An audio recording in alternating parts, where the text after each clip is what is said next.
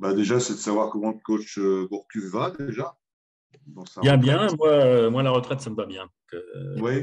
il était temps que j'arrête. Et voilà. Donc, bien, il y a toujours des manques, évidemment, hein, par rapport au foot, par rapport à ce qu'on a. Hmm. C'est parce que c'est une passion. Donc, J'ai lu maintenant, que j'ai lu que vous avez résilié tous vos abonnements pour couper ouais, voilà. de cette drogue. Est-ce que c'est une bonne thérapie?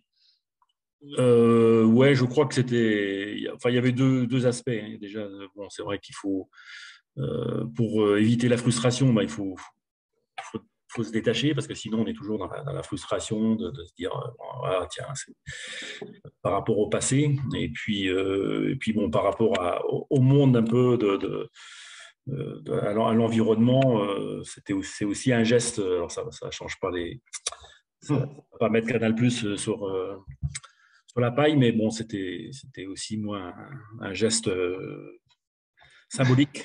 Symbolique. Hmm. Coach, combien d'années d'exercice depuis les débuts jusqu'à la fin?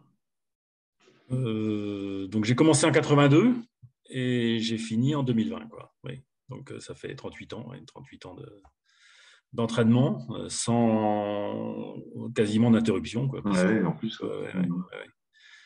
Ouais, ouais. Bah, après, c'est vrai que quand on se retourne, il y a eu une évolution qui était considérable, quoi. Donc ça, c'est à prendre en compte aussi. Et puis on se construit comme ça c'est vraiment une évolution, quoi. Ouais, une évolution. À, à vos débuts, vous étiez tout seul comme entraîneur? Oh là, longtemps, longtemps seul. Enfin, donc moi, à 27 ans, j'ai commencé entraîneur-joueur, donc pour des raisons plus économiques et puis en division d'honneur. Donc j'étais en Suisse et puis il fallait que je reprenne un poste à l'éducation nationale. Donc je suis revenu à Lorient qui me proposait d'être entraîneur-joueur au niveau de la division d'honneur. Hmm. Alors, c'était pas un choix, hein, c'était pas un choix d'être coach.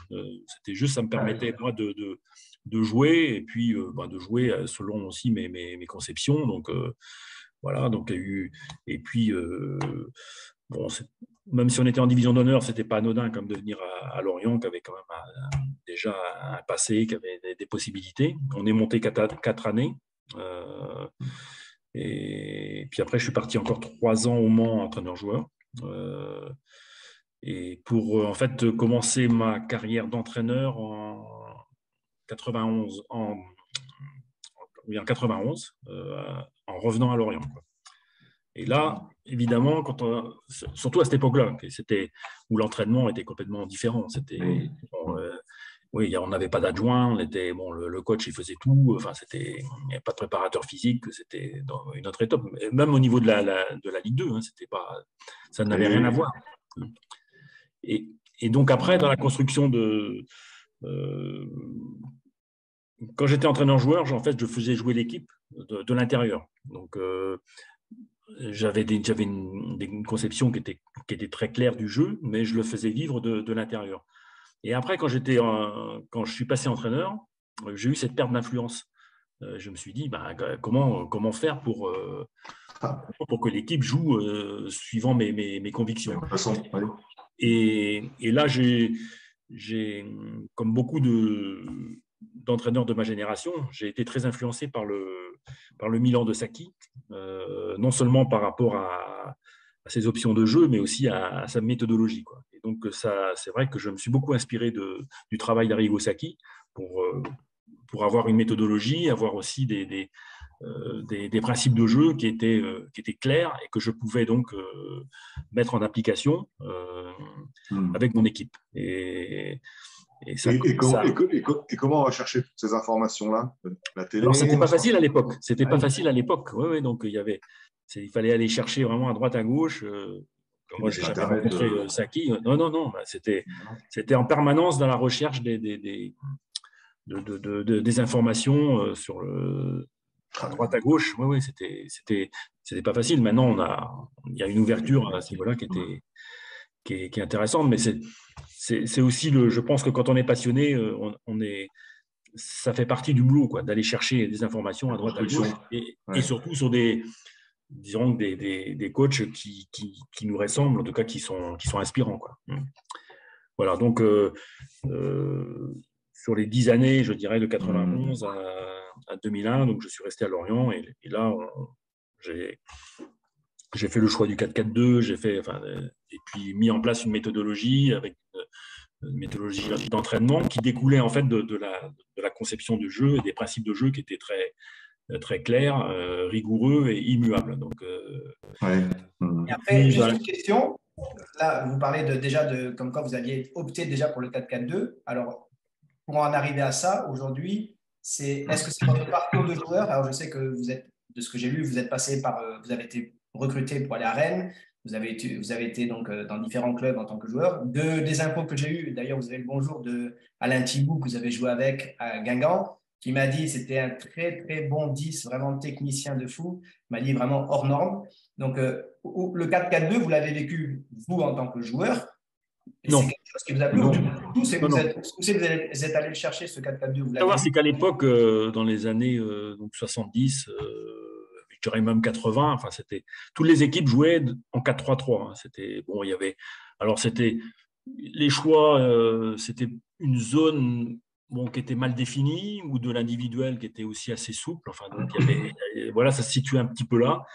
Et la seule différence, c'est des équipes qui jouaient avec un 6 et deux milieux offensifs. Ou alors d'autres équipes qui permutaient le triangle, c'est-à-dire qui avaient deux milieux plus défensifs et un numéro 10. Quoi. Je dirais un peu, le souvenir que j'ai, c'était quasiment les seules modifications dans les organisations. Après, il y avait des équipes qui avaient un jeu beaucoup plus direct, d'autres qui étaient plus dans la construction du jeu. Mais sur le plan de l'organisation, il n'y avait pas de recherche et pas beaucoup de variété. Quoi. Et donc, le 4-4-2, pour moi, c'est une réflexion qui est venue après, justement, aussi avoir vu et m'être intéressé au Milan de Sacchi. Ce qui n'est pas une modification. Après, l'organisation, ce n'est pas ça en soi qui, pour moi, est primordial. C'est au service du jeu. Donc, c'était l'organisation qui me semblait la plus rationnelle pour mettre en place un jeu collectif tel que je le concevais. Et assez souple aussi pour mettre à peu près tous les profils. Et bien sûr, l'équipe et le 4-4-2, il va avoir une animation différente en fonction des profils des joueurs qu'on aligne. Je parle souvent de ça, des équipes que j'ai eues. J'ai eu des équipes avec des milieux excentrés qui étaient des joueurs de débordement, donc on peut considérer déjà comme des anciens ailiers. Puis j'ai eu aussi des équipes où sur les côtés, c'était des joueurs qui étaient plus dans la construction, et donc l'expression de l'équipe était différente. Pourtant, on jouait toujours dans la même organisation. Et vous n'avez jamais changé. Oui, c'est ça. Alors, je suis passé à une défense à 3 parce que là aussi, je m'intéressais beaucoup à l'Italie, en fait, parce qu'en Italie, sur le plan tactique, ils étaient quand même en avance. Et il y avait Zaccheroni à l'Udinese, qui est dans la fin des années 90, qui avait un système de 3-4-3, en fait, qui me semblait intéressant sur le plan théorique. Donc, sur des plus courtes périodes, j'ai essayé de mettre ça en application. Ça ne m'a pas vraiment satisfait sur le plan de la rigueur. C'était moins rigoureux. Donc, mais bon, c'était intéressant aussi pour moi et aussi pour les joueurs de changer, de voir. C'était des périodes aussi où là, en l'occurrence, quand je l'ai fait, on n'avait plus rien à jouer, donc j'ai pu le faire sans pression. Est-ce que moi, j'ai une petite… Vas-y, Liman. Moi, j'ai une petite question par rapport au 4-4-2. Je reviens au 4-4-2. J'ai eu un échange avec deux de vos joueurs que je connais très bien, qui étaient Karim Ziani et Kemal Borani. Et Karim m'a dit quelque chose qui m'a marqué. Il m'a dit, même à l'échauffement, en s'échauffant en 4-4-2. Il m'a dit il y avait cette obsession du 4-4-2 et dès l'échauffement, en fait. Et en fait, moi, ça a attisé ma curiosité un peu. Et en fait, je n'ai pas compris. Enfin, je lui ai dit en 4-4-2, même à l'échauffement. Il me dit oui, même à l'échauffement, on était en 4-4-2. Ouais, alors pas quand même tout l'échauffement. Enfin, on n'était pas quand même. Non, ce qui est sûr, c'est que pour moi, l'organisation, c'était juste une façon pour l'équipe de vivre, quoi. Donc, il fallait s'imprégner de ça pour que ce soit après naturel, que ce soit des automatismes. Et après, je l'ai dit, l'organisation, elle est au service du jeu. C'est-à-dire qu'une fois qu'on a fixé ces automatismes, bon, on n'a plus à s'occuper du placement. Il faut jouer, quoi. Et Karim, c'est un bon exemple parce que c'était un super joueur, par contre, qui avait du mal un peu à se situer dans le collectif. Et chez nous, alors que ça n'a pas été le cas toute sa carrière, avec moi, ça a bien fonctionné. C'est-à-dire il est rentré dans le truc parce qu'il avait du plaisir. Je pense, il a trouvé du plaisir. Et en fait, il a fait une année avec nous qui était exceptionnelle. Donc, l'organisation, c'est hyper important pour créer des relations entre les joueurs et que des automatismes. Donc, il faut le faire. C'est pour ça que je pense qu'il faut le faire de façon immuable. Et puis, parce que si on change tous les 3 jours, les automatismes ne se fixent pas. Mais après c'est le jeu. Et le jeu qui commande. Et moi, c'était ce que je souhaitais. C'est-à-dire qu'à partir des automatismes, le joueur pouvait créer, pouvait inventer, et puis qu'on ait un jeu aussi le plus créatif possible. Alors, il vous fallait évidemment des bons joueurs ou des très bons joueurs. Il vous fallait aussi des joueurs surtout intelligents. Oui, mais je pense que moi, la différence dans l'évolution, hein, dans les générations, c'est vrai que l'intelligence, c'est toujours intéressant, hein, d'avoir des joueurs intelligents, collectifs, c'est-à-dire qui sont capables de jouer pour l'autre, d'intégrer l'autre. Ça, c'est primordial. Et donc, l'aspect prioritaire, c'était la volonté de faire les choses. Parce que c'était pas si compliqué que ça. Mais moi, j'ai été confronté pour certaines équipes au fait que le joueur ne voulait pas ces contraintes collectives. Et là, c'est plus emmerdant parce que comment on fait Alors après, justement, on pourra parler de ce qui me semble capital maintenant dans les nouvelles générations, c'est de faire adhérer ces joueurs. Et donc là, c'est un problème de charisme, de personnalité, d'adéquation aussi avec son auditoire. Mais les joueurs, ils ont pris le pouvoir maintenant. C'est oui, ce que j'ai vécu moi sur ma fin de carrière, c'est-à-dire où les joueurs ne voulaient pas ne voulaient pas avoir ces contraintes collectives. Donc vous êtes en décalage, vous êtes dans une situation un peu de rapport de force qui est emmerdante et que j'ai pas connu moi dans les bonnes périodes. Je ne vais pas passer pour un vieux con, mais c'est vrai que les choses elles ont quand même évolué. Je pense qu'au niveau amateur, on peut trouver encore ce contexte-là où il y a une adhésion plus spontanée, je dirais, des joueurs à une notion collective, avec ses contraintes, avec un partage. Au niveau professionnel, il y a tellement d'intérêt que c'est plus difficile. Sauf à être dans un club peut-être où pour des raisons diverses, les choses sont bien fixées, quoi.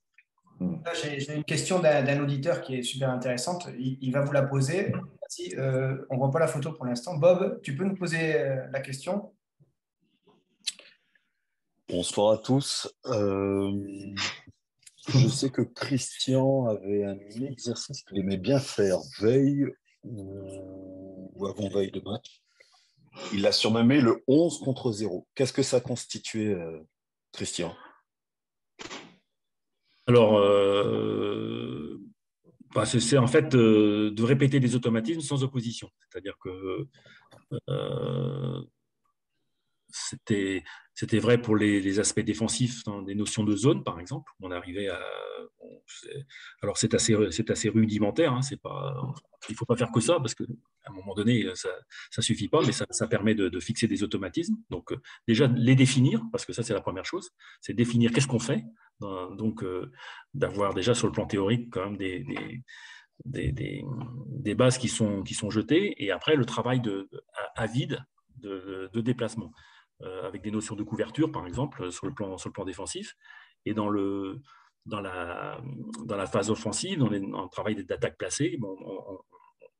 On travaillait des schémas avec des notions de placement, sans opposition. Et est-ce que c'était réfléchi par rapport à l'adversaire ou c'était vraiment que du travail pour vous et votre équipe sans vous concentrer sur l'adversaire, ce genre de travail? C'était surtout pour fixer nos automatismes qui ne changeaient pas par rapport à l'adversaire. C'est-à-dire, en fait, nos principes devaient être capables de s'adapter à tous les problèmes posés par les adversaires. Donc après, effectivement, ça changeait en fonction des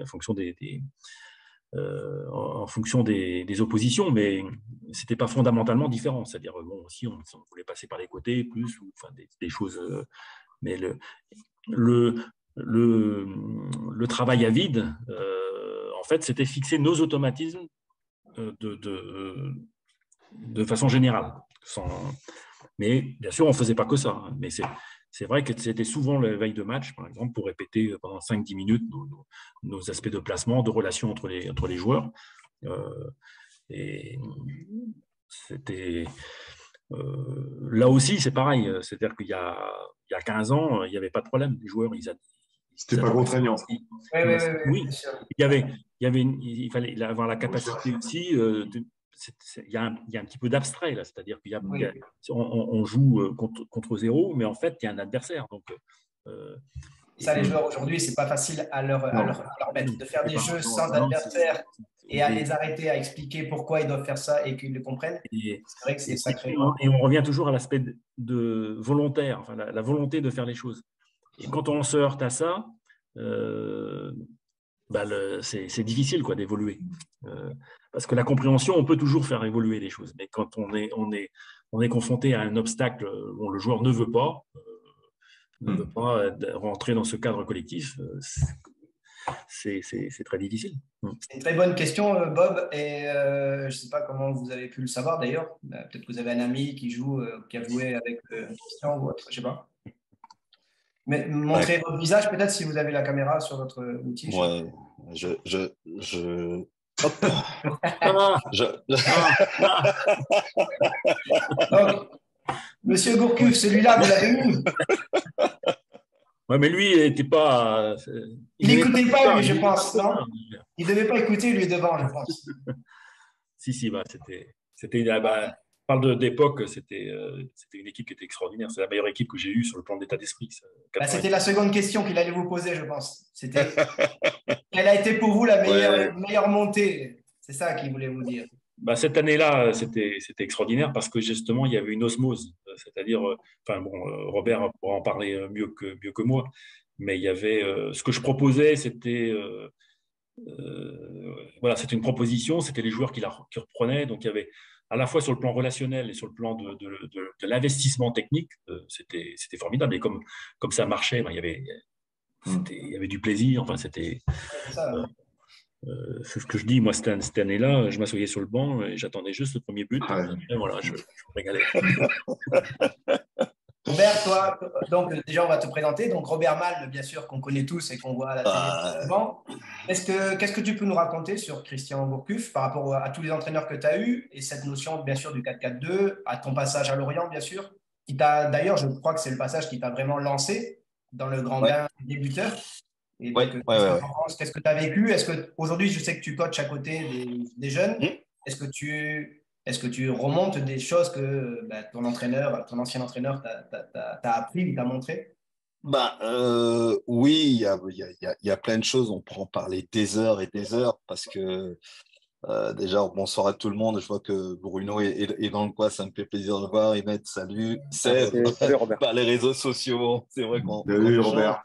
Mais c'est vrai que Christian, c'est ce que je te disais, Pépite, quand tu m'as demandé, il n'y a pas une année où je passe un petit coup de fil à Christian, où on échange un petit peu. C'est vrai que les époques aujourd'hui ont énormément changé. Et cette année-là, 97-98, sincèrement, même des fois dans le jeu, Christian disait, il s'asseyait sur le banc, il attendait qu'il y ait le premier but. Il y a des moments, c'était même presque insolent dans le jeu, Pépite. C'est-à-dire qu'on ne sait pas ce qu'il y avait. Déjà, humainement, il y avait un groupe extraordinaire. Et je me souviens d'une phrase de Christian après le stage de Vittel. il a dit, je ne sais pas pourquoi, mais ce groupe-là, je le sens bien. Et on finit la préparation contre Nantes, qu'on bat 2-0. Et à ce moment-là, je crois que c'est même pas une semaine après, la D1 démarrait. Et il y a eu le match, je crois que c'est Monaco-Bordeaux. Et à la fin du match, Charles Bietri qui vient dire à toute la France entière que Lorient allait monter la saison prochaine en Ligue 1. Je me souviens ce soir-là, quand je l'ai entendu, je passe un coup de fil à Steph Pédron.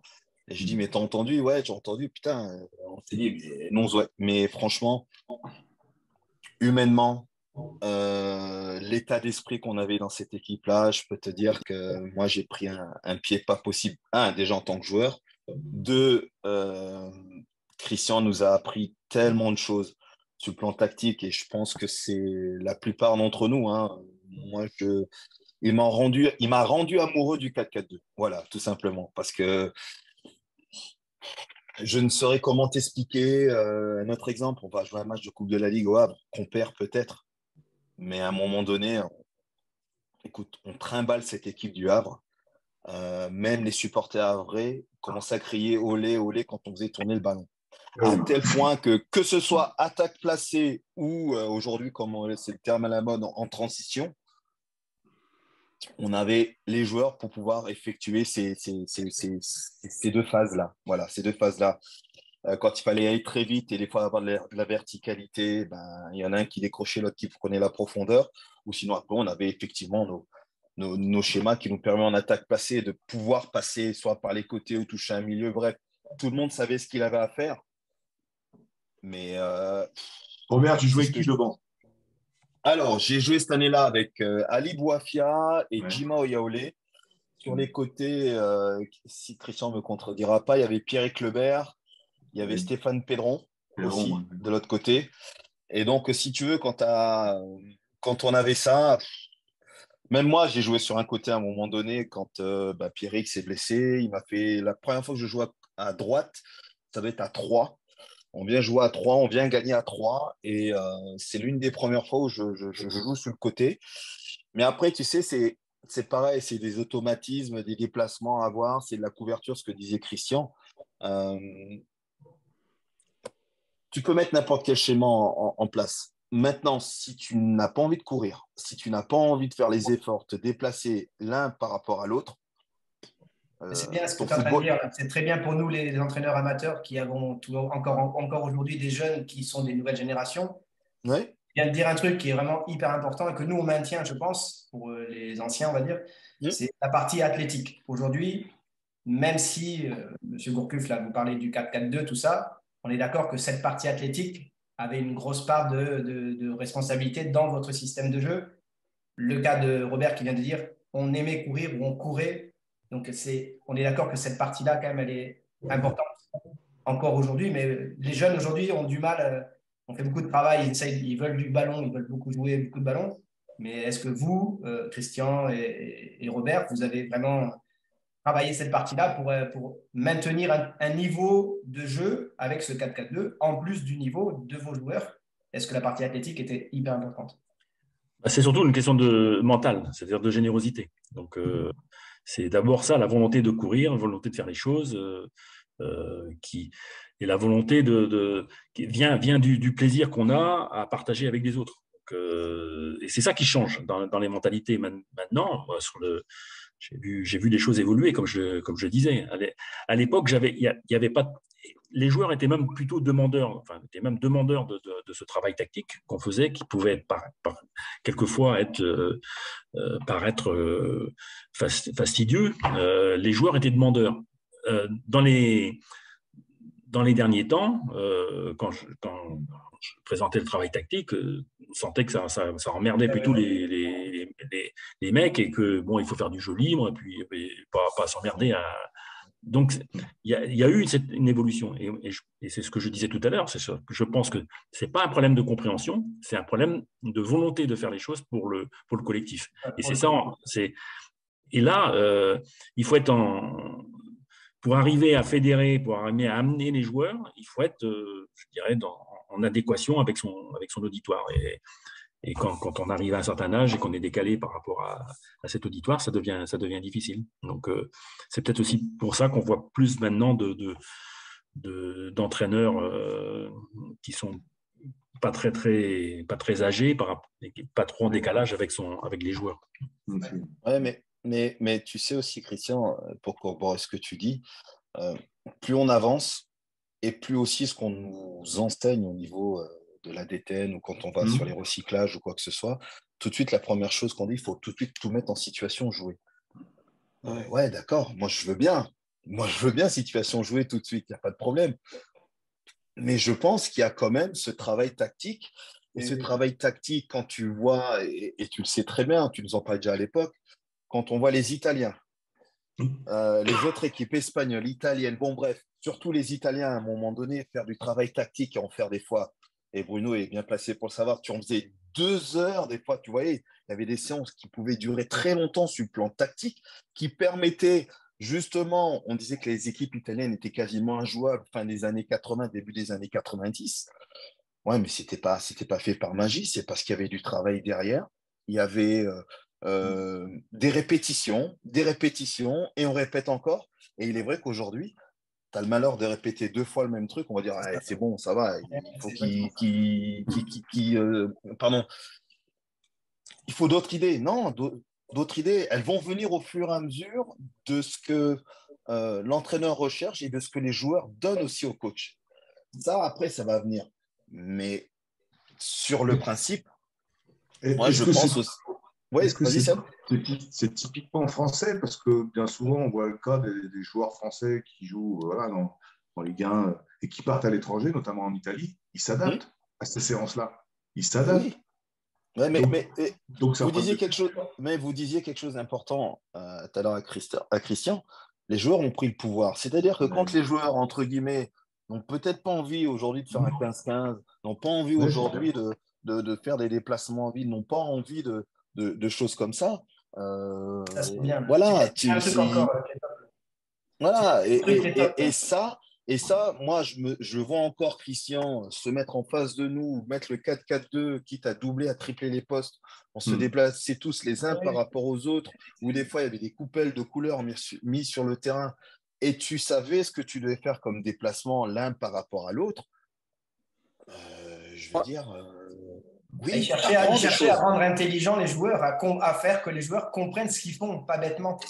Je crois qu'il faut d'abord conceptualiser le jeu, c'est-à-dire dans des principes qui soient sur le plan tactique, avoir déjà des aspects théoriques qu'il faut expliquer aux joueurs, parce que ça c'est pas comme ça, c'est pas en jouant comme ça, ou alors il faut.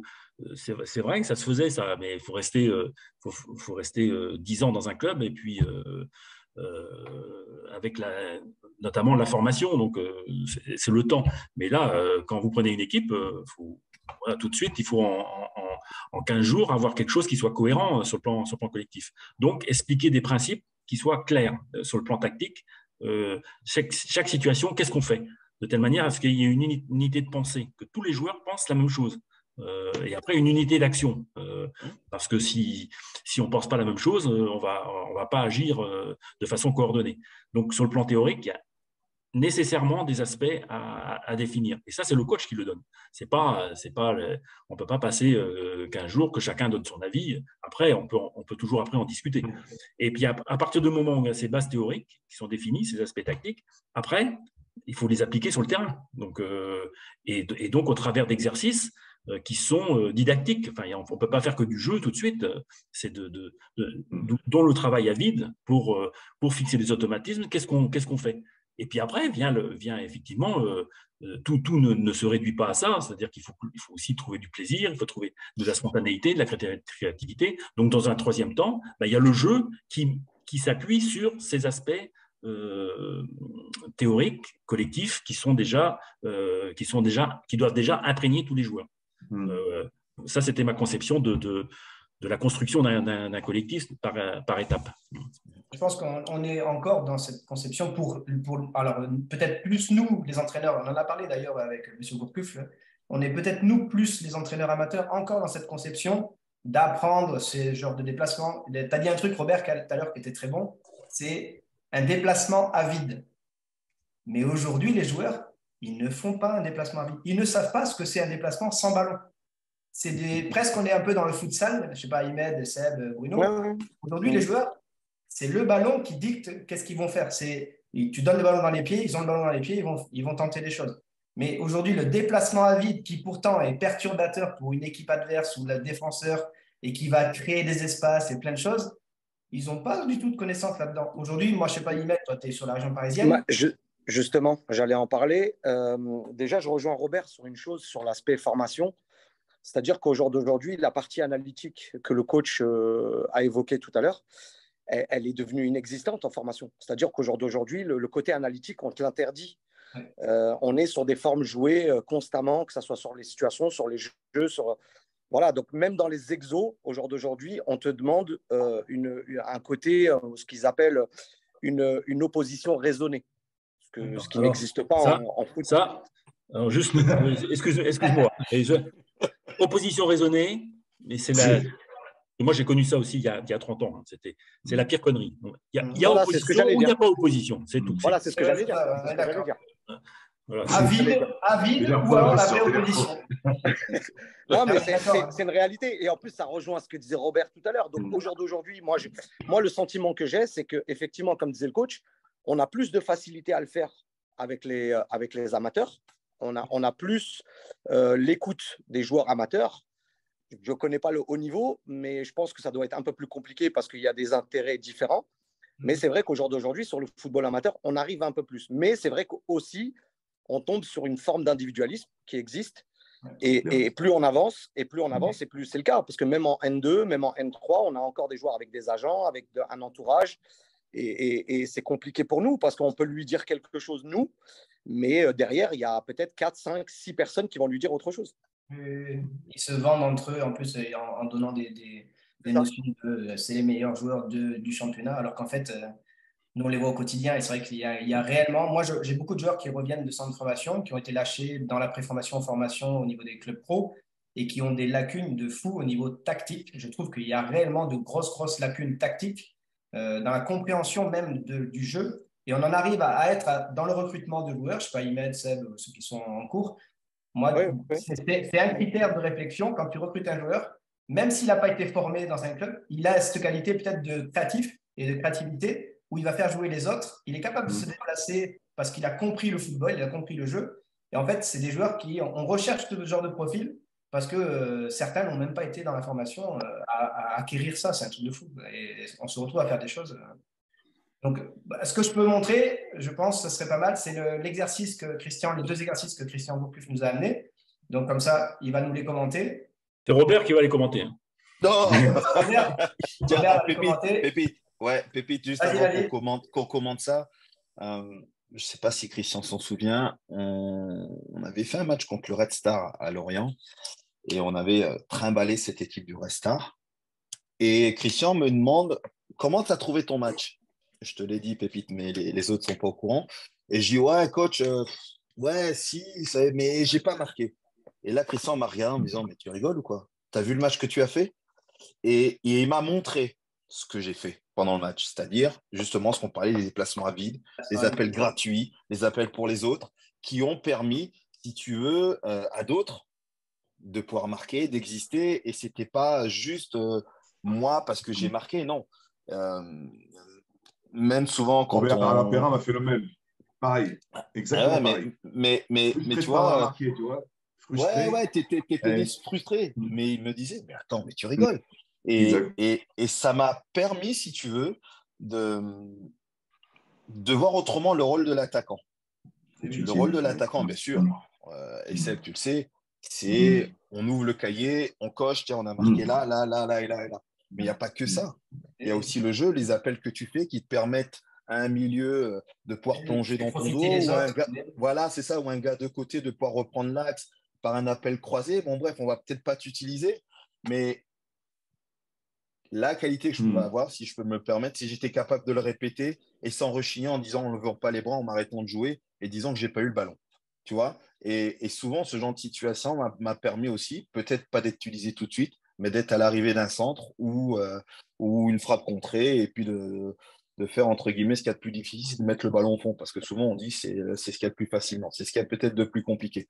Mais voilà, pour vous dire à tous que, euh, oui, des déplacements gratuits.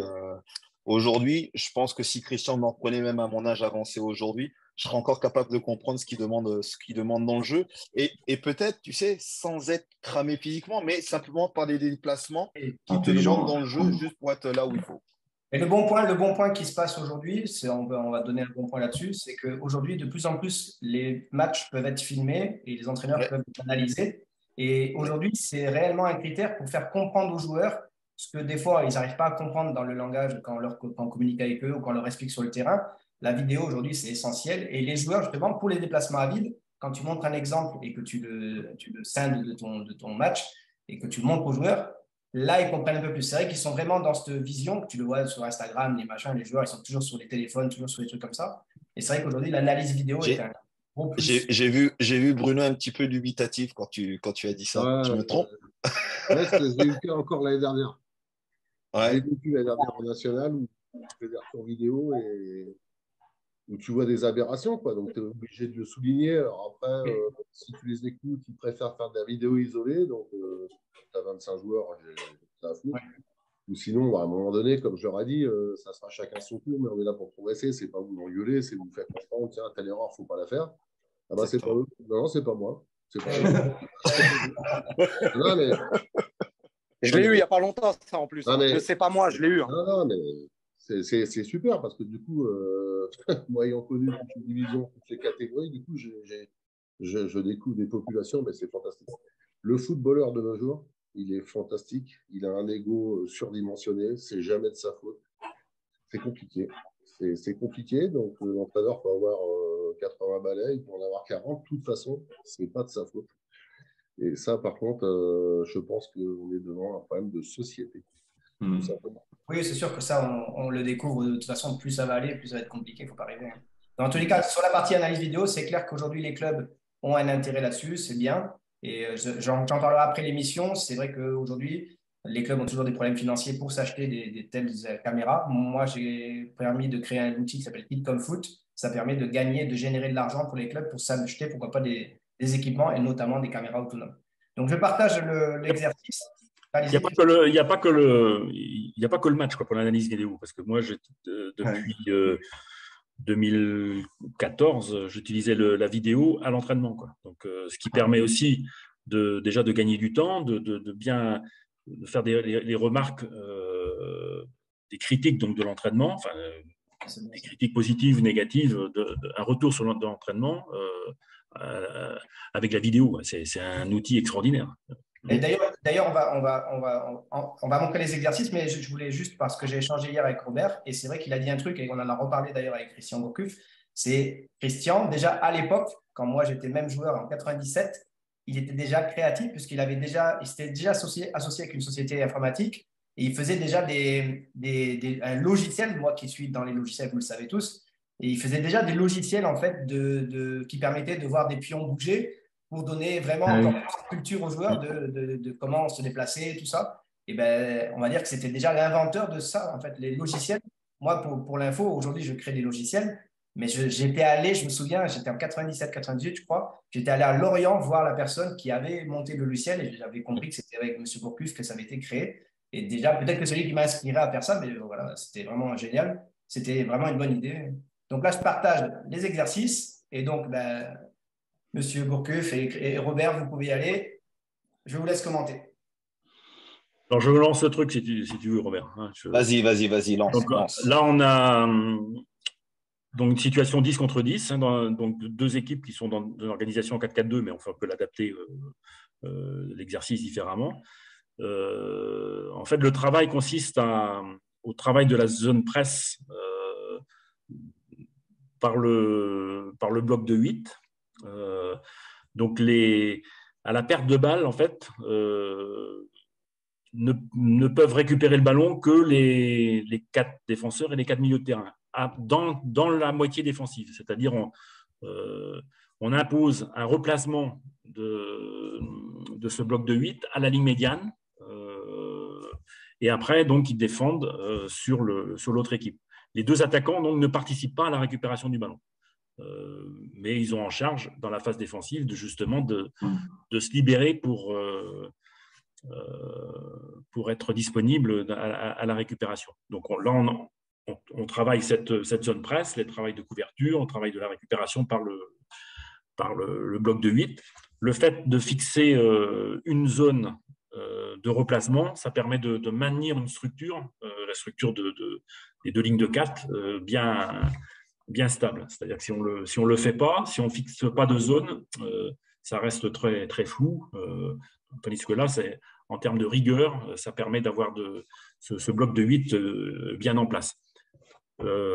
Pour l'autre équipe, dans la phase offensive, comme il n'y a pas de pressing à la perte, ça favorise aussi la première relance. Donc, il faut profiter de ce moment-là pour justement ne pas permettre le replacement de l'adversaire dans sa moitié de terrain. Donc, la première relance, elle est essentielle pour essayer d'accélérer et de progresser avant que ce bloc de 8 se soit mis en place. Donc, c'est sous forme de jeu, mais on retrouve ces aspects-là. Alors, évidemment, ça veut dire que si on veut travailler le pressing à la perte, c'est pas ce type d'exercice qu'il faut le faire. Là, on travaille la zone presse, le replacement et le replacement par le bloc de 8. Coach, il y avait des distances latéralement et verticalement entre les joueurs? Donc ça c'était défini. Donc c'est 10 mètres entre les joueurs, 10 mètres entre les deux lignes. Voilà, donc c'était… Et ce replacement, il se fait assez naturellement, assez facilement, en tout cas parce que justement, on a la ligne médiane et qu'au-delà, on ne peut pas les presser. Mais ce jeu qui est relativement simple, j'avais aussi, sur la fin, du mal un peu à le faire parce qu'il y avait des joueurs qui n'étaient pas capables de respecter la consigne, c'est-à-dire qui sortaient de la zone défensive pour aller presser, quoi. Et on peut même remarquer, là, sur l'équipe qui doit récupérer le ballon chez les Blancs, si tu vois, les deux attaquants ont le petit déplacement qu'il faut pour se mettre entre l'un d'entre eux, entre les centraux, et l'un entre les centraux et le latéral. Rien que ça, déjà, tu peux déjà couper des zones de passe, ne serait-ce que pour l'équipe qui va attaquer. Mais si le ballon est récupéré, on peut tout de suite aussi être touché. Et ça, même si les attaquants, entre guillemets, sont déchargés de ça, mais rien que par leur déplacement et le placement qu'ils auront justement dans cette phase de récupération va être important. Après, pour tout ce qui va être effectivement l'équipe qui est en train d'attaquer, si on garde ces lignes-là, on ne va pas créer quelque chose. Il faut quasiment presque casser un petit peu ces lignes, qu'il y ait des déplacements les uns par rapport aux autres. Peut-être le gars de couloir qui est face au latéral peut peut-être venir qu'on puisse le toucher. L'attaquant qui peut peut-être prendre une profondeur ou l'espace qui va être libéré, essayer de retoucher un dans l'axe. Bref, il y a plein de cheminements possibles et inimaginables dans ces situations-là. Mais pour ce qui est la récupération du ballon, ne serait-ce que voilà, un déplacement de 10-15 mètres, on ne te demande pas de faire des courses au plus de 50 mètres pour te replacer, de 10-15 mètres peuvent suffire à simplement empêcher l'adversaire, de pouvoir ressortir et recommencer un nouveau circuit, et toi te permettre, sans non plus de mettre un pressing complètement dingue, d'être en maîtrise face à ton adversaire et puis lui empêcher effectivement de trouver des zones de passe. Là, et anticiper la récupération du ballon pour être disponible. Exactement. Moi, j'ai posé la question hier. Au niveau de l'intensité, on est proche du match. Oui, parce que ça demande des courses quand même. Après, le problème, c'est quand l'équipe, si l'adversaire ne reste dans sa moitié de terrain sans opposition, faire tourner le ballon, voilà, il ne se passe rien. C'est ça. Oui, c'est pour ça. Et ce qui est intéressant, moi, ce que j'ai noté hier et que je lui ai posé la question, c'est que au premier coup, quand tu montres l'exercice comme ça, c'est vrai qu'en parlant amateur, on va dire, les premières réflexions, ça va être ouais, mais si les deux attaquants ne se replacent pas et qu'ils sont déjà en position de hors-jeu, et qu'ils mettent directement les ballons de l'autre côté, ça va prendre des bouillons et ça va vite lâcher. Mais si tu rentres dans la notion d'intelligence de jeu, de vite comprendre la chose qui peut se produire, Ça veut dire que ton équipe bleue là, qui a le ballon, à la perte de balle ou dès qu'ils sentent qu'ils vont perdre le ballon, leur premier réflexe, normalement, ça devrait être de se replacer ou d'anticiper la passe sur les attaquants. Ça, c'est soit ce choix-là ou soit le deuxième choix qui va être la perte de balle en fonction de là où elle est. Si elle est dangereuse, même pour la récup de celui qui va le récupérer, ben peut-être mettre un pressing très fort de suite. Et là, du coup, tu empêches aussi la relance rapide sur les deux attaquants qui sont de l'autre côté. Donc, c'est vrai que l'intensité, du coup, elle est vraiment très forte, je pense, sur la séance. Si tout le monde joue le jeu et s'il y a une cohérence, que tout le monde a la même info de est-ce qu'on presse ensemble ou est-ce qu'on anticipe vite le replacement ensemble. C'est là où, Robert, toi, par rapport aux années que tu as passées avec M. Gourcuff, c'est que c'est là que ça devient intéressant. C'est que si l'équipe est d'accord de faire les efforts ensemble avec cette intelligence commune, d'avoir compris le jeu et des leaders, je pense, qui passent l'info, bah après, là, ce jeu-là, typiquement, tu peux t'éclater. À partir du moment où les joueurs font vraiment l'effort, on perd le ballon haut, on presse peut-être rapidement, on perd le ballon dans une zone où on n'aurait pas dû le perdre et c'est trop facile pour la récup, ben on anticipe vite la profondeur et la partie défensive à serrer ou à gérer cette passe en profondeur. Là, dans le jeu, on s'interdit de presser à la perte, quoi, dans la moitié offensive. Donc, c'est tout de suite le replacement. Hein. D'accord. Okay. Donc là, on n'est pas dans ce cas-là. Par contre, on peut très bien avoir une équipe, par exemple, les blancs, on l'impose ça, et puis les bleus libres, et donc ils peuvent, eux, presser à la perte sans problème. On n'est pas Justement, c'était ma question pour le coach. Est-ce que justement, vous manipulez justement la réversibilité sur ça? C'est-à-dire que vous occupez de votre bloc, mais aussi peut-être d'influencer un petit peu l'adversité pour peut-être mettre votre bloc en difficulté? Oui, ça t'est… De toute façon, quand surtout au niveau pro, on prépare une équipe. Donc, on s'occupe des titulaires. Les remplaçants, il ne faut pas non plus qu'ils soient simplement que des faire-valoir, mais bon, ils sont… on adapte, je dirais, le thème pour l'équipe, pour les remplaçants. Donc, et là, c'est l'adjoint qui va animer l'équipe des remplaçants pour justement mettre en difficulté à ce moment-là les titulaires en fonction de ce qu'on recherche, quoi. Pareil, ce que a dit M. Gourcuff hier, avant-hier, quand on a échangé, c'est vrai que je trouvais ça intéressant. Et quand tu es coach de cet effectif-là et que tu es dans l'esprit, si tu es proche de ton match, bien sûr, tu es plutôt à manipuler un peu plus les joueurs titulaires ou l'équipe que tu veux qui arrive à faire les déplacements que tu recherches.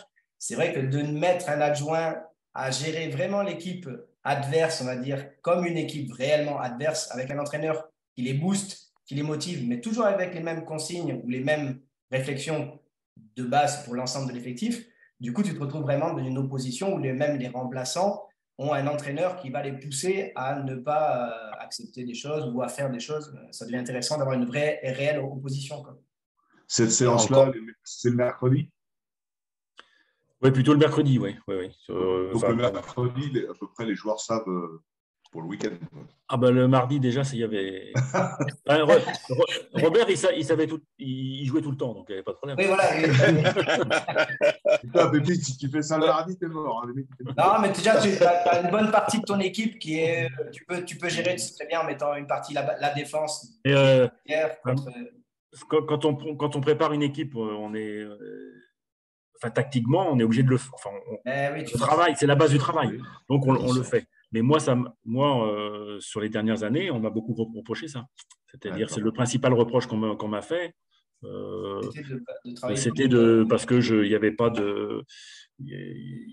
pas d'incertitude et que donc l'équipe savait très, très tôt qu'ils allaient jouer. Mais en même temps, vous n'étiez pas encore une fois sur l'objectif à long terme. Vous étiez sur l'objectif à court terme. Donc, quelque part, c'est en même temps normal qu'on focalise un peu plus peut-être sur les joueurs. Non, mais après, c'est une question de philosophie de travail, c'est tout. Après, c'est pas… moi, j'aurais jamais accepté pour maintenir une incertitude, maintenir un flou, jusqu'à la causerie d'avant-match. Ça, c'était pas après, pas ma conception du travail. Non, mais Christian, tu as 1000 fois raison. Mais après, les joueurs aussi, et certains de nos dirigeants aussi, veulent se donner une importance. Franchement, on sait à peu près qu'est-ce qui va jouer, qui ne va pas jouer. On sait à peu près quel est le 11, entre guillemets, type. On sait comment on travaille. tu peux profiter d'une méforme, tu peux profiter effectivement d'un passage à 2-3 choix d'un près, certain tu joueur. connais à peu près le... Voilà. Et peut-être des fois, effectivement, Christian pouvait avoir certains doutes des fois sur la séance, comment elle s'était passée sur la semaine. Mais son idée directrice, il l'avait déjà. Et il faut pas se leurrer. Voilà, aujourd'hui, on essaye de, parce que c'est à la mode, voilà, de dire, oh, on va faire ci, ouais, on va mettre la certitude, on va échanger des chasubles pour mettre un peu. C'est bon, ça va. Non. On le savait, on savait très bien comment ça se passait. Voilà, c'est ça. 2-3 joueurs près, tu savais. Tu avais toujours la certitude de la blessure de la semaine, peut-être une grosse méforme. On sait pas, hein, des fois, ça peut arriver aussi, hein, un moment où tu passes complètement à côté de ta séance ou de ta semaine, qui peut-être semer le doute dans le coach. Et encore, le coach est, à un moment donné, c'est là où, malheureusement, ça prend le pas sur le travail du coach, et qu'aujourd'hui, le coach, malheureusement, tactiquement, il fait quoi aujourd'hui comme travail? Aujourd'hui, il est devenu plus ce psychologue pour gérer les états d'âme des uns et des autres. On a l'impression que Christian est un extraterrestre. Non, il n'est pas un extraterrestre, il est simplement un coach de foot. Il n'est pas psychologue. Et aujourd'hui, toute ma génération comme celle de Seb, d'Imed ou de la mienne aujourd'hui, Bruno, lui, il a connu d'autres choses et il l'a vécu autrement. Mais attends, aujourd'hui, tu es obligé de savoir s'il a bien mangé ses pâtes ou si il a bien fait dodo, si maman ne l'a pas disputé à la maison. Voilà, c'est aujourd'hui, t'en es là, et que ton travail tactique aujourd'hui que tu veux mettre en place, aujourd'hui, prend le pas sur le travail psychologique. Et ce qui fait qu'aujourd'hui, on reproche peut-être à Christian ce travail-là, mais c'est lui qui est dans le vrai. Et c'est pour ça que je te dis aujourd'hui, petit à petit, les joueurs prennent le pas et prennent le pouvoir au fur et à mesure. D'où l'importance du regard du coach et de son staff. Parce qu'aujourd'hui, si tu fais qu'avec les critères d'aujourd'hui, tu as des joueurs qui, à l'époque, sortaient la veille du match, pouvaient boire, tout ça. Et au final, sur le terrain, ils étaient irréprochables. Ils faisaient ce qu'il y avait à faire. Donc aujourd'hui, si tu leur donnais des fois les outils qui existent pour savoir si le mec il est sérieux, il dort bien, il mange bien, tout ça, il jouerait même plus au foot. Donc, un effectif, M. Gourcuff, c'est combien? Il avait 20 joueurs, 22 joueurs? Déjà, sur le plan pratique, il faut deux équipes. 22. Donc, c'est 20 joueurs de champ et plus les gardiens. Et comme il y a toujours 2-3 blessés, c'est 23 joueurs. Et puis, parce qu'après, il y a un problème aussi, c'est quand on fait des situations 10-10, on ne va pas faire des matchs, des oppositions à 12 contre 12. Enfin, c'est ça. À un moment donné, ça n'a pas de sens. Et donc, ça veut dire qu'il faut gérer les 3 joueurs qui sont sur la touche. Ce qui est dans la gestion de l'entraînement est un souci, quoi. C'est un souci parce qu'il faut faire des permutations, il faut que le temps de jeu soit à peu près. Donc, vraiment, c'est ça. Et comment ils font alors les effectifs à 30, 32? Ils ont 15 adjoints ou 20. Ouais, c'est une évolution. Ils font des 15 contre 15. Mais tu joues toujours à 11, tu joues à 10 contre 10. Ouais, c'est ça qui est. Quand je suis arrivé à Rennes, il y avait 36 joueurs de champ. Donc, on faisait 3 équipes. Comment tu gères investir à 36 joueurs? Et là, on faisait c'était vraiment une organisation qui était lourde, quoi. Oui, parce que même, comme on a déjà parlé un peu aussi, c'est toujours pareil, la gestion humaine. Bruno, tu es d'accord, la gestion humaine est le nerf de la guerre et sera toujours le nerf de la guerre. Là, regarde, le joueur, il y a 2 catégories. Il y a celui qui joue, celui qui ne joue pas. Donc après, il y a la 3e catégorie, et Christian vient d'évoquer. Il y a le joueur qui ne joue même pas l'entraînement parce qu'on est trop. Là, c'est tout ton manuel de psychologue et puis tu vas lui expliquer. Et si tu as fini le soir à 23h, chapeau. Non, mais c'est horrible. C'est horrible. Donc, moi, j'ai connu des effectifs un peu plus lourds, d'autres un peu moins. Franchement, je préférais quand tu avais 20 joueurs de champ, les gardiens, et puis tu as 3-4 blessés, tu prends les gamins et tout va bien. Voilà, tu prends les jeunes. Super content, et pour faire une séance, tu as les remplaçants des remplaçants en entraînement. J'avais presque honte de leur expliquer, quoi. C'est compliqué. Donc après, tu es dans les temps de jeu, tout ça, mais de toute façon, tu ne le contentes pas. Et ils avaient raison sur ce côté-là. Donc, c'était à eux de s'organiser, si possible, autrement. L'évolution vers des effectifs beaucoup plus importants, elle intervient par rapport aux instances qui ont permis au club d'avoir 30 contrats pro par effectif. Oui, Et ça a touché, ça a touché le monde amateur. Au jour d'aujourd'hui, vous vous rendez compte que jusqu'à maintenant en senior, ben, même quand vous êtes en N3, ben, vous avez des joueurs qui signent en Ligue 1. Moi, j'en ai un là d'ailleurs. Et du coup, bah, chaque année, bah, il y a de plus en plus de joueurs qui signent. Et puis, nous, on prend en dessous. Et du coup, bah, on les récupère, comme tu disais tout à l'heure, Pépite, on récupère des garçons après 2-3 années de formation ou de club pro, bah, on les récupère à la petite cuillère. Donc, c'est compliqué. Donc, aujourd'hui, c'est normal qu'on ait des effectifs très riches. J'avais vu à Nantes, à une période, il y avait 40 contrats professionnels. C'est énorme. En gestion, oui. Non, mais c'est énorme. Et puis, malheureusement, cette situation-là a été amplifiée par le trading en plus. Oui, c'est-à-dire que, voilà, au niveau des pros aujourd'hui, tu ne formes même plus un joueur pour qu'il puisse jouer dans ton équipe ou dans ton propre club. Tu le formes pour pouvoir le vendre et faire du fric dessus. Donc, ce qui fait qu'à un moment donné, même tes jeunes talentueux que tu voudrais peut-être faire jouer, bah, tes dirigeants t'empêchent même quasiment, de pouvoir t'en servir. Et 2, tu te retrouves avec effectivement des garçons qui viennent à bouder des fois parce qu'ils ne jouent pas. Ou alors, quand ça joue, il ne va pas se blesser parce qu'il y a un transfert qui est derrière ou quoi que ce soit. Puis quand les résultats ne vont pas, qu'il saute le premier. Et ben voilà. Bon, allez, on passe à autre chose. Donc là, deuxième exercice. Alors, Christian, je sais qu'on devait aller jusqu'à 19h30. Donc, tu nous dis quand pour toi, c'est fini. Là, c'est le travail de la ligne défensive, dans un travail de zone. Donc, le travail la sortie sur le porteur et la couverture. Donc, on a donc une situation, on a les 4 défenseurs donc en noir face à un bloc de 6 avec donc 2 excentrés, 2 attaquants et 2 milieux axiaux qui eux resteront en soutien. Donc, une situation 4 contre 4 en fait. Et donc, on travaille les automatismes. Enfin, dans l'objectif de l'exercice, c'est le travail des automatismes, cadrage, sortie sur le porteur et couverture. Donc, les 3 couvrent. Donc, et à la récupération, donc des objectifs de relance. Alors, ça peut être des petits buts, ça peut être aussi des joueurs qui se baladent. Voilà, c'est une situation assez classique. Ce qu'on peut faire, ce que je faisais toujours, c'était de précéder justement cet exercice par un travail très didactique sur les 4 défenseurs, avec donc où là il y avait pas d'opposition, c'est pas une opposition raisonnée, c'est-à-dire en fait le milieu donnait à un des 4 simplement le ballon, et donc on travaillait simplement la sortie et les couvertures sans qu'il y ait jeu. Et puis après, on bascule vers la situation jouée donc sur les bases des principes de zone pour la ligne défensive.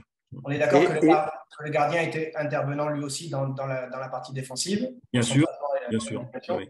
On est d'accord qu'au niveau distance, moi je l'ai mis sur un demi-terrain, mais peut-être que ça peut se faire sur moins qu'un demi-terrain pour les défenseurs. Non, il faut quand même avoir un peu d'espace. Je pense que c'est la bonne. C'est les bonnes distances. Alors après, c'est pareil. Ici, on peut aussi travailler. Là, je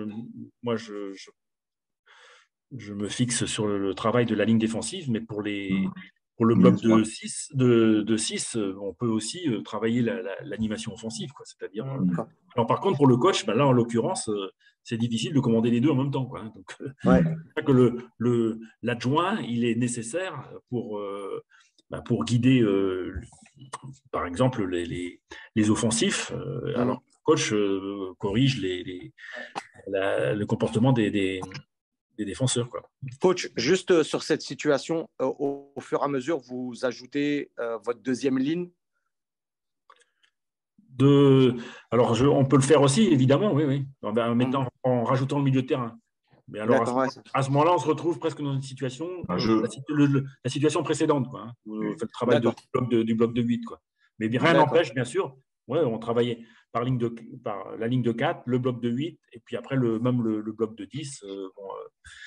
Bert se souvient de ces situations de zone presse. Je m'en souviens au fur et à mesure. Non, mais au fur et à mesure, c'est vrai que tu rajoutais pour qu'on finisse effectivement un travail à 10 contre 10. Et ce qui était assez bluffant, c'est que tout de suite, chacun savait ce qu'il avait à faire. C'est ça qui est extrêmement important. C'est-à-dire que quand un joueur sortait, par exemple, là, si on prend la ligne de 4, et pour remettre la ligne de 4 de l'époque, ça peut être Gilles Kiruel qui sortait, David Dicano qui rentrait un tout petit peu plus de l'autre côté. C'était soit Arnaud Leland ou Eben Djoubaté, puis Jean-Louis Montero qui rentrait. On savait que de l'autre côté, un Pierrick Lebert ou un Robert Même était capable de venir couvrir le latéral si jamais il fallait le faire. Et c'était quand il y en a un qui sortait, il sortait jusqu'au bout. Il sortait pas juste pour dire « Ah, j'ai fait le travail de sortir. » Non, il sortait jusqu'au bout. Mais par contre, autour, ce qui est important, c'est tout ce qui va se passer autour. Parce que même si un joueur sort, quitte à ce qu'il se fasse éliminer, c'est tout ce qu'il y a autour qui va générer effectivement la couverture ou rattraper peut-être la bêtise du copain et qui va permettre au bloc d'être en place. Mais c'est pas simplement être passif de dire j'ai fait le déplacement pour dire d'avoir fait le déplacement. Non. Je fais le déplacement et qu'est-ce que je fais après? C'est surtout ça qui est important. Pour moi, c'est ce que j'avais retenu. Je pose la question au coach. Robert en parlait à l'instant. Donc, quand il y a un central qui sort comme ça, donc on est bien d'accord que c'est le latéral qui referme à l'intérieur et ça fait une ligne de 3 en fait. Une ligne de 3, oui. Donc, c'est ce que j'appelais le 1+3, quoi. Un qui sort, 3 qui couvrent. Et le central, il doit sortir. Le central, il doit sortir. Là, on le voit, mais est-ce qu'il y a une distance à partir du moment où il peut sortir effectivement, ou est-ce qu'on peut imaginer que sur une zone un peu plus haute, vous préférez que ça soit par de la communication, géré par de la communication, c'est un milieu de terrain qui prend?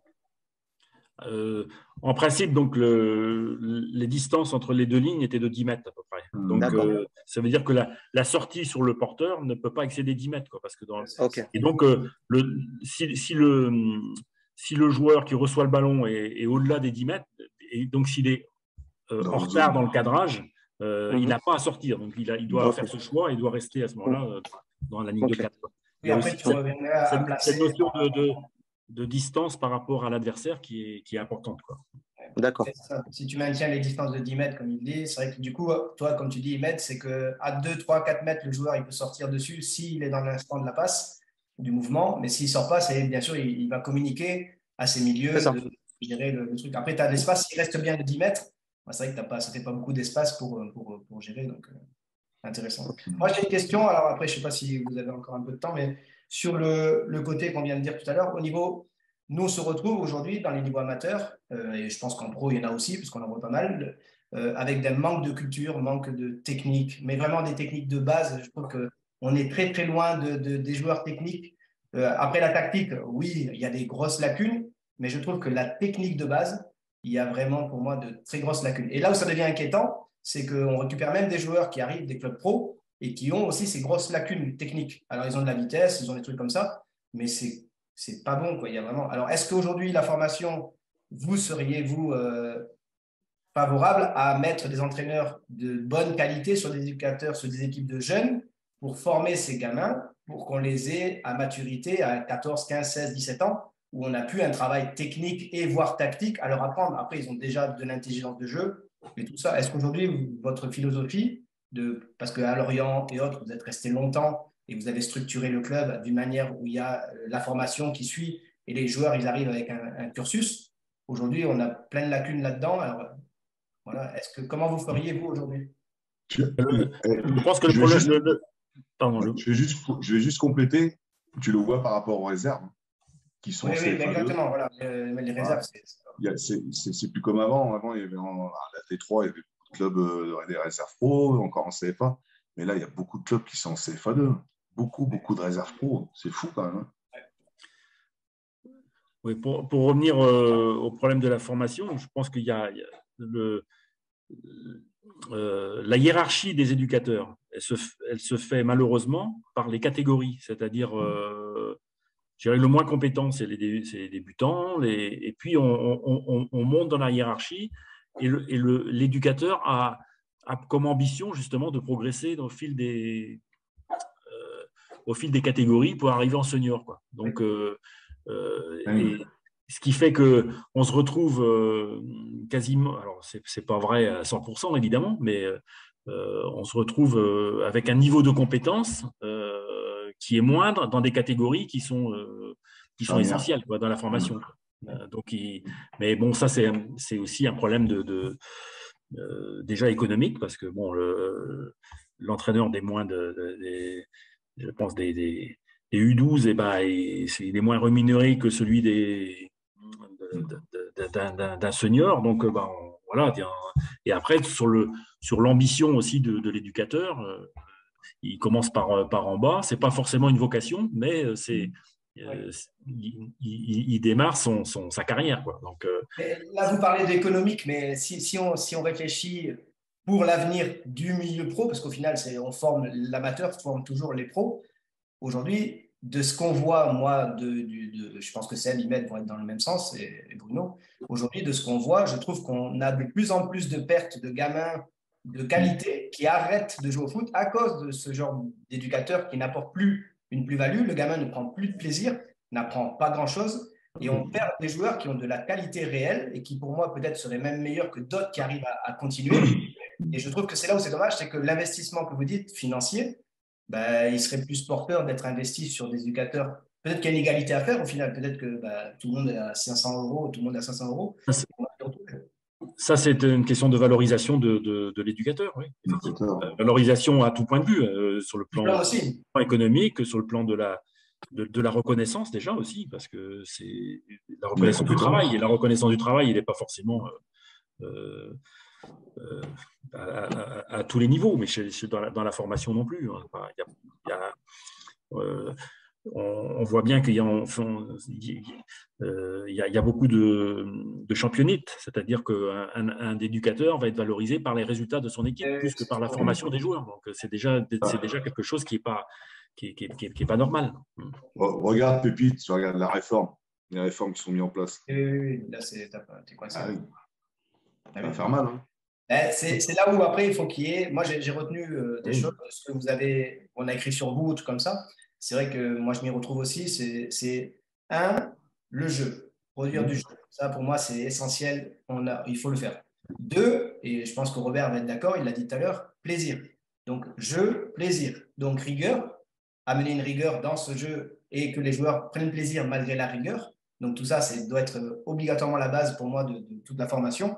Et après, ça amènera quoi? Du progrès, s'il y a ces critères-là, et des résultats. Alors, je ne parle pas de résultats obligatoirement, de résultats au score. Je parle de résultats parce que des joueurs seront formés, ils apporteront une plus-value par la suite. Et c'est ton président, il est déjà pas. Je sais, mais bon, moi, quand je vois tout ce que je vois, ça me fait. Ton président, il est quoi? Mais tu sais, Pépite, dans ce que tu as dit, la question que tu posais aussi, je reviens encore à une chose, à ce qu'on nous enseigne aussi lors de nos formations. On ne fait plus de travail non plus de gamme, de pas de contrôle, de jeu. Alors si, les jeux de possession, il faut tout de suite mettre en situation de jouer, mais j'ai pas eu le temps de le faire. Mais souvent, Christian nous mettait un carré, 6 dans le carré, et on avait des cheminements de passes, mais qu'on répétait. Et si on avait la qualité des pelouses qu'on avait aujourd'hui, mais c'est déjà qu'on a mis certaines fessiers à certaines équipes, mais là, ça aurait été un gouffre, parce que sur le plan technique, il faut quand même savoir, j'en discutais avec Patrice Ferry la dernière fois, on a vu un reportage sur Platini, Maradona. Quand tu vois ces mecs-là, ce qu'ils étaient capables de faire techniquement sur des terrains, écoute-moi, mais c'est des trucs qui étaient quand même... limite, aujourd'hui, tu refuserais de jouer, le match il serait remis parce que les terrains étaient impraticables. Mais bien sûr, mais aujourd'hui, voilà, déjà le travail de base, et même à l'école de foot, on n'ose même plus faire de travail de gamme aux petits pour qu'ils aient une certaine forme de technique. Parce qu'aujourd'hui, un jeune, tu dis technique, c'est quoi? C'est de faire le tour du monde, de mettre le ballon derrière l'oreille, de garder sur le front, faire l'otarie. Non, c'est pas ça. Robert, tu vois beaucoup de matchs comme nous, bien plus. Il n'y a plus de dribble. Il n'y a plus de contrôle orienté. Je vois des attaquants qui frappent première attention. Il n'y a plus de fin de corps, tu vois. Il n'y a plus ça. Et on voit de moins en moins. Alors, je ne parle pas sur la D1, mais et encore que. Et chez les jeunes, c'est pareil. Je pense que comme pour la tactique, la notion d'entraînement de progression, c'est une question de bon sens. C'est-à-dire que l'analytique, elle est capitale, mais c'est comme des types qui font des gammes au piano. C'est-à-dire qu'il y a la répétition du geste qui est… Moi, j'ai vu des joueurs progresser, mais de façon phénoménale. Des types qui sur la passe de l'intérieur du pied, par exemple, mais qui est quand même un geste de base dans le foot. Pas forcément des grands techniciens qui jouent de l'extérieur, mais savoir faire une passe de l'intérieur du pied. Or, par la répétition du geste, j'ai vu des progressions faramineuses pour des mecs justement qui s'impliquaient. Je ne vais pas donner de nom, mais je pourrais en donner. Et alors, il suffit d'attaquer. Après, évidemment, il ne faut pas réduire l'aspect technique à ça. C'est-à-dire qu'après, il faut la mettre en situation, dans les jeux, évidemment. Bien sûr. Mais ça, c'est le deuxième temps, Christian. Oui. Et comme pour l'aspect tactique, il faut d'abord travailler à vite, définir les choses, et puis après, on la met en situation. Moi, je vais montrer un exercice. Alors, je ne sais pas, c'est des entraîneurs qui étaient venus à des entraînements que vous faisiez et m'avaient remonté ça. Alors, je ne sais pas si c'est réellement de vous, mais moi, je m'en suis servi, je m'en sers beaucoup et je l'adapte pas mal. Donc, je ne sais pas si c'était à vous. Je l'avais montré à Robert. Est-ce que c'est un exercice que vous faisiez, vous, de cheminement, en fait, et, avec cette répétition? Parce que j'avais eu ça, il me semble que c'était un entraîneur qui était venu vous voir. Et il m'avait remonté ça et je l'avais, moi, après pris et puis je l'avais adapté, mais je trouve ça génial. Et c'est vraiment de la répétition, mais avec la logique de donner dans le bon tempo. Il y a 2 ballons qui peuvent être en même temps dans la circulation. Et je trouvais que c'était répétitif, mais si les joueurs étaient impliqués… Le travail de passe-essuie, j'ai à peu près 400-500 exercices que j'avais. Parce que d'un exercice, je recrée un autre. Enfin, Donc voilà, non, mais c'est bien le but et on est bien là. En tous les cas, le but de cette émission-là, encore une fois, c'est bien ça, c'est de faire du partage d'expérience entre coachs, entre joueurs et futurs coachs et de transmettre ça. Et après, bien sûr, avec chacun, ce qu'on a appris à droite, à gauche. Après, ça fera ce que ça fera. Mais bon, on est vraiment content de vous avoir reçus. J'ai encore 2 questions. Vas-y, attends, encore une question. Une pour M. Gourcuff. Si vous aviez un profil d'entraîneur de Ligue 1 que vous affectionnez un peu plus que d'autres, ce serait lequel? Il t'a dit qu'il donc je ne peux plus juger. Non, il ne regarde plus les matchs, il a tout coupé. Il a arrêté. Non, mais il a arrêté ses abonnements. Et d'ailleurs, il a arrêté ses abonnements en plus. Robert. Ah oui, c'est vrai. Et Robert, as-tu vu le coach en colère au moins une fois à la mi-temps? Pardon? Tu as dit? As-tu vu au moins une fois le coach en colère malgré votre belle saison? Ça t'est arrivé? Colère. Parce qu'on a du mal à le voir en colère. Alors, attention, Christian n'était pas un entraîneur qui venait et qui hurlait pour dire d'hurler. Il avait une colère froide. Par contre, on savait tout de suite que c'était pas ça. Donc, il fallait absolument qu'on… Mais écoute, avec la saison exceptionnelle qu'on a eue, on l'a rarement vu en colère. Très pointilleux, par contre, dans des fois les choses les plus simples qui, des fois, tu vois, pendant les matchs, tu entendais le public dire olé, olé, des fois, tu pouvais te laisser griser.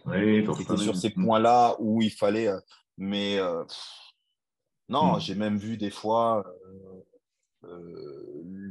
moi, le match qui va peut-être le plus marquer, c'était au Moustoir.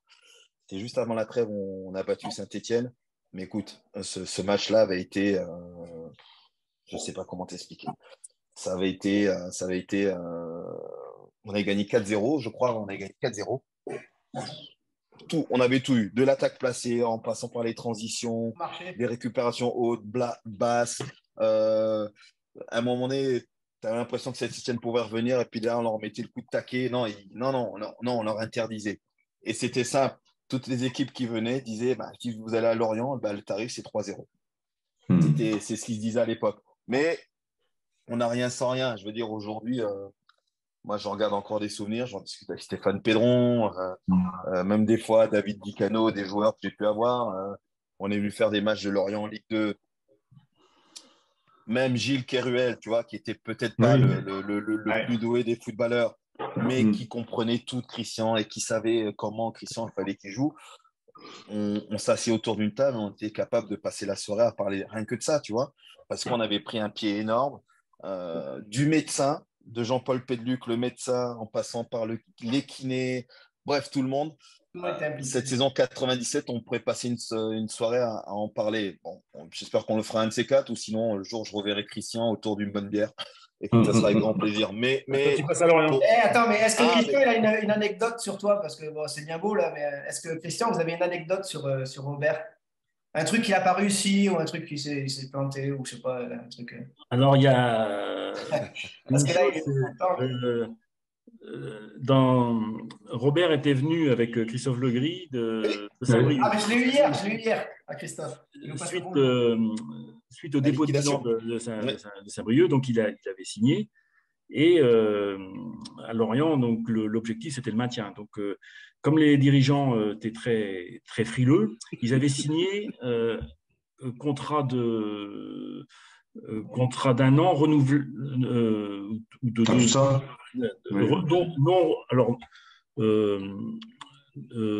Non renouvelable en cas de non maintien de la division. Ah oui. Le problème, c'est qu'on est monté. Et donc, Robert s'est retrouvé libre. Et donc, l'année, je me suis retrouvé sans attaquant. Alors qu'on remontait en L1 et on perdait nos deux joueurs. Robert et Christophe Legris. Non, mais, alors moi, par contre, hier, Christophe m'a dit un truc. Ouais. Je voudrais savoir si c'est vrai. Christophe Legris a dit que c'était le fiston. Ah. Est-ce que c'était vraiment lui le fiston? Il m'a dit, je suis le fiston de Christian Gourcuff. Est-ce que c'est vrai que c'était votre fiston? Il m'a dit, mais je suis son fiston. Moi, j'ai fait 4 ans là-bas, j'étais son fiston. J'étais son fils. Christophe? Oui, il m'a dit ça.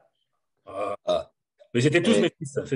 Ouais, exactement. Tiens, pour revenir à l'histoire que Christian disait par rapport au contrat, tu sais que ça, je l'ai très mal vécu. Je pars à Toulouse ensuite, mais je l'ai très mal vécu parce que quand mon agent était revenu auprès du président, et d'ailleurs, je ne vais pas manquer de lui faire savoir quand j'étais revenu à Lorient, les choses étaient plutôt bien engagées. Il nous a dit non, on ne montera jamais. Bon, bref, OK.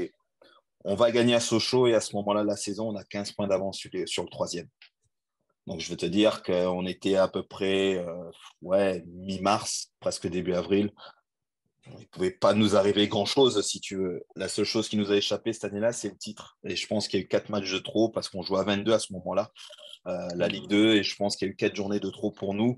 Vu l'effectif qu'on avait, on aurait joué 38 journées, on aurait fini champion. Et voilà, la chose était pliée. Mais c'est vrai que cette histoire de contrat était quand même assez bizarre. Et quand on le fait remarquer au président, il dit non. Sauf qu'à ce moment-là, je demande à la commission juridique, et la commission juridique me dit si, vous êtes libre. Oui. Bon, après, il n'a pas voulu négocier. Et je te jure que moi, mon départ de Lorient, était à crève-cœur. Parce que quand tu as vécu ce qu'on a vécu et qu'on se retrouve il y a avec 90% de l'effectif qui joue en Ligue 1, tu te dis on aurait pu faire encore de très belles choses en Ligue 1. Voilà, donc ça reste aujourd'hui toujours un épisode assez douloureux pour moi, mais écoute, c'était comme ça. Mais en tout cas, encore une fois, je remercie le dieu du football d'avoir mis Christian Gourcuff sur ma route à ce moment-là, parce que même si Pépite, il le sait, on est allé faire un partout à Lorient à ce moment-là, avant que le club ne coule.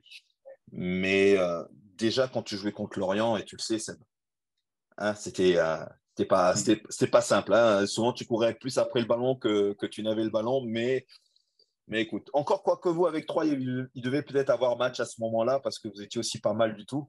Mais c'est vrai que voilà, c'est dommage qu'il n'exerce plus. Christian, il ne sait pas lui lécher les bottes. Il sait très bien on aimerait bien qu'il exerce pour nous. Mais j'aimerais tant qu'on lui laisse le temps. Parce qu'aujourd'hui, le maître mot dans le football, c'est le temps et on n'en a pas. On n'en a pas. Le temps que tu mettes en place tes idées, que les joueurs adhèrent. Et si on pouvait changer, excusez-moi, je vais être grossier, mais cette putain de mentalité et remettre le coach vraiment au centre du projet et que les joueurs, quelque part, obéissent. Après, il y a des choses des fois, ça peut peut-être pas passer.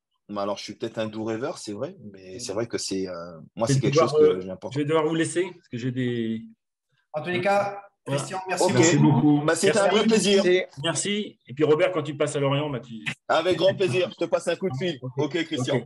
Merci. Au plaisir. Merci pour Merci. tout. Au revoir.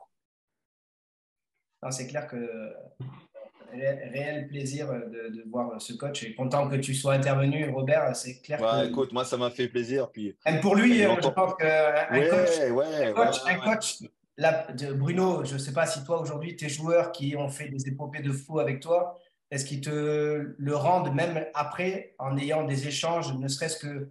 Moi, je sais que. J'ai toujours. Ça, c'est bien, ça. Ouais, Des joueurs. C'est important de ça. Moi, Pépite, moi, je peux confirmer pour Bruno parce que j'en parle souvent avec Anis Salariti et quand il te parle de Bruno, il a les yeux qui brillent. Donc ouais, il y a des coachs qui te marquent et moi, quand on entend Robert, quand j'entends Anis parler de ces messieurs-là, bah, tu vois qu'ils ont vécu des relations d'abord humaines avant que ça soit le terrain. Et puis le terrain a ajouté un truc en plus. Et je pense que le propre d'un bon éducateur ou d'un bon entraîneur, c'est celui qui sait marquer ses joueurs. Oui, c'est ça, exactement. Non, mais c'est vrai. Et puis, pareil pour Seb, je pense qu'Alain Perrin, il pouvait être ce qu'il était, mais il a marqué beaucoup de joueurs. Je sais que Christophe Legris m'en parlait, Carlos Pino aussi m'en parlait. Jean-Louis Montero. Jean-Louis Montero. Moi, j'ai pris une volée chez vous avec Fécond, on avait pris 6. Voilà. Et tu savais que, voilà, tu peux mettre aussi Jean-Marc Furlan dans cette catégorie-là. Après, qu'on apprécie ou qu'on n'apprécie pas, mais quand tu vois un Gaëtan Charbonnier qui est capable d'aller à genoux pour jouer avec son coach, ça aussi, c'est important. Et c'est vrai que ça, on l'oublie beaucoup. On l'oublie beaucoup, l'aspect humain, ce que. Ouais, je trouve qu'aujourd'hui, il y a malheureusement, et puis c'est avec l'évolution de notre temps, les projets individuels prennent le pas effectivement sur les aventures humaines qui font que Bruno a connu X montées en suivant jusqu'à amener l'équipe à la Ligue 2, qui était même à un moment donné, se permettait de jouer et de titiller les équipes du haut de tableau. Et on s'est même peut-être presque prêt à arriver à ce que Chambly, pourquoi pas, puisse jouer les barrages pour l'accession en Ligue 1. Quand tu te prends d'affection aussi pour ces équipes-là, tu sens que voilà, il y a quelque chose sur le plan humain qui est là. Et ça, aujourd'hui, malheureusement, et même Eden le dit dans le monde amateur, aujourd'hui, certains ont des plans de carrière même établis en amateur. Donc, c'est-à-dire que je ne vais pas dire que c'est effrayant, mais tu te poses la question. On est bien tous du monde amateur, hein. Mais moi, je dis toujours, c'est quand j'ai joué mon premier match en pro que j'ai pris conscience que je pouvais en faire mon métier. Sinon, moi, je m'amusais. Moi, je voulais, voilà, je m'amusais, je m'éclatais avec mes potes. Avant, tu étais à Fécamp avec le terrain en travers et tout. Oh putain, Fécamp, le terrain en travers. Oh là là là. Oh là là là là. Oh là là là. Avec le but comme ça. Le terrain, bah ouais, il était en pente, il penchait vers côté route. Mais t'as pas joué avec Oswald? Bien sûr que si, j'ai joué avec Oswald. Ma deuxième année de Fécamp, je jouais avec Oswald.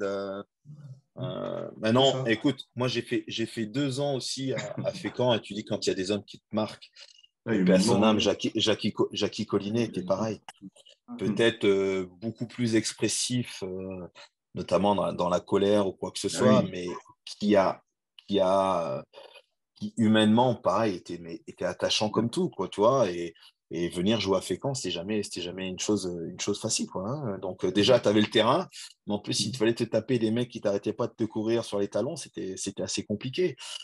C'est pas faire un jour, mais quand tu jouais Chambly, les équipes jouaient Chambly en Ligue 2, Bruno, je pense que je vais pas me tromper beaucoup, ils n'aimaient pas beaucoup vous jouer, en tout cas. C'est clair. Ah oui. Quand tu as un club qui se construit, qui monte autant d'années, quand tu vas jouer là-bas, tu sais que tu vas être dans le dur, tu ne peux pas rêver. Ah bah oui, ouais, c'est ça, tu vas être dans le dur. Mais Pépite, même nous, les gens n'aimaient pas nous jouer quand on était à Saint-Brieuc. Et pourtant, Marc Collin avait fait du bon travail aussi. Il avait fait du bon travail aussi. Marc aussi, et il sortait. Marc Collin était peut-être plus. Il y avait une sacrée équipe aussi, hein. Satora. Ouais, non, on avait une belle équipe. Mais tu sais, ce qui est assez marrant, c'est que Marcola a su s'adapter parce qu'il est formateur à la base. Ouais, formateur.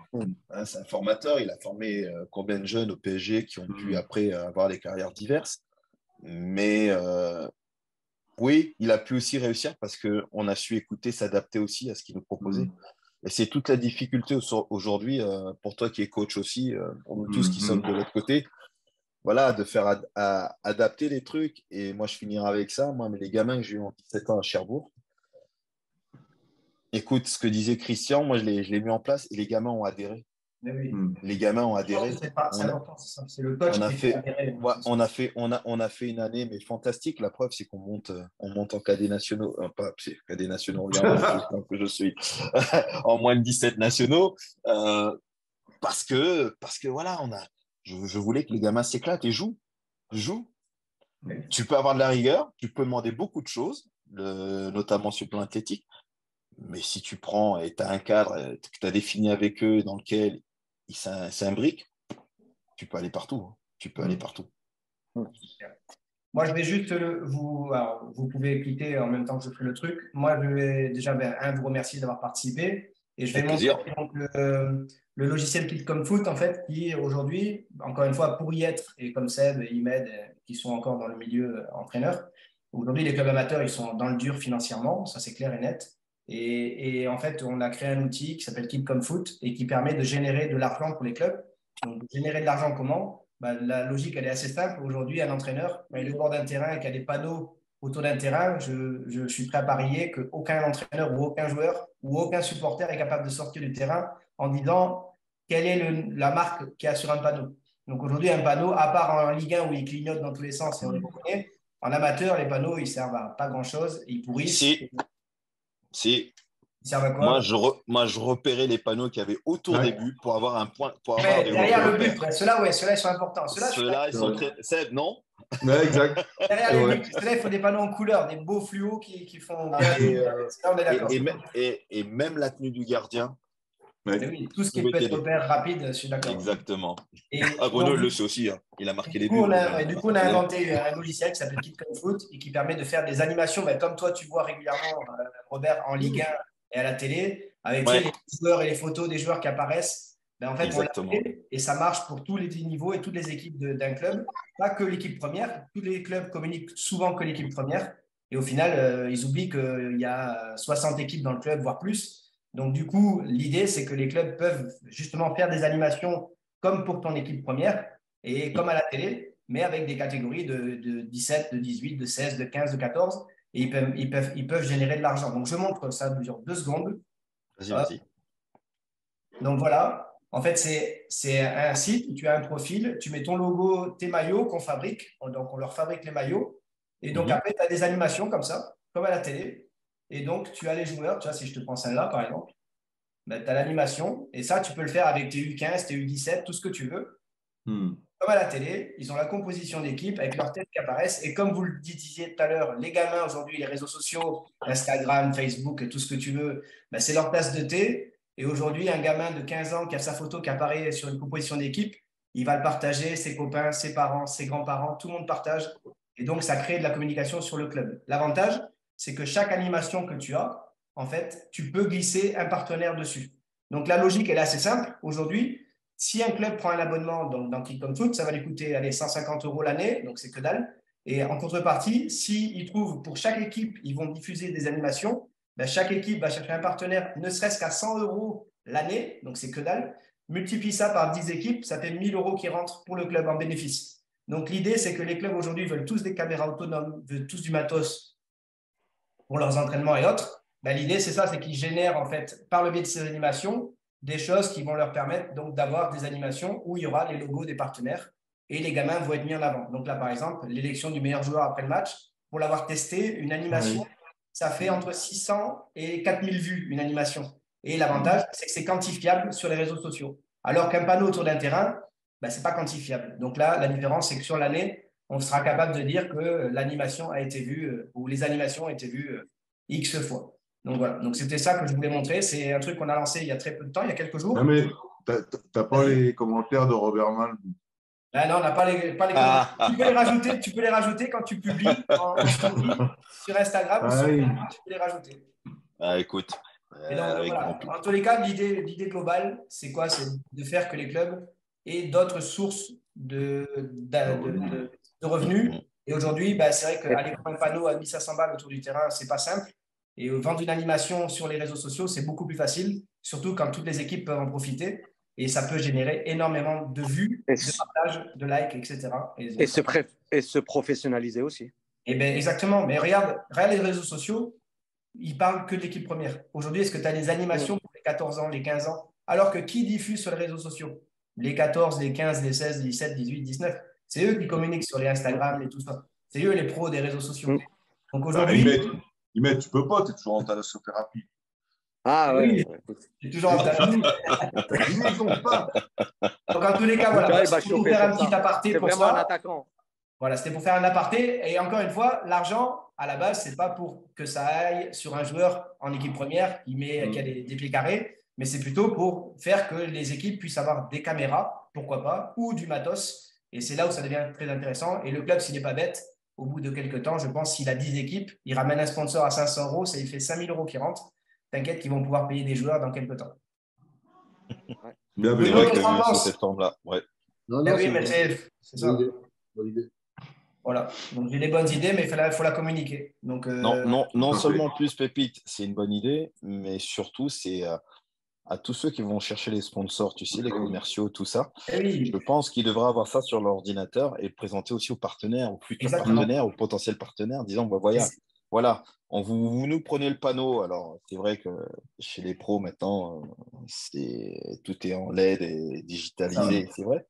Mais c'est vrai que pour les équipes, le reste des équipes, le même sponsor peut se revoir aussi sur les réseaux sociaux et ça multiplie par 2, par 3, effectivement, le nombre de vues et le rapport que ça peut avoir. Donc, non seulement pour nous, éducateurs et tout le club, mais je pense surtout ceux qui peuvent encore plus bonifier, si tu veux, ton application et tout ce qu'il y a.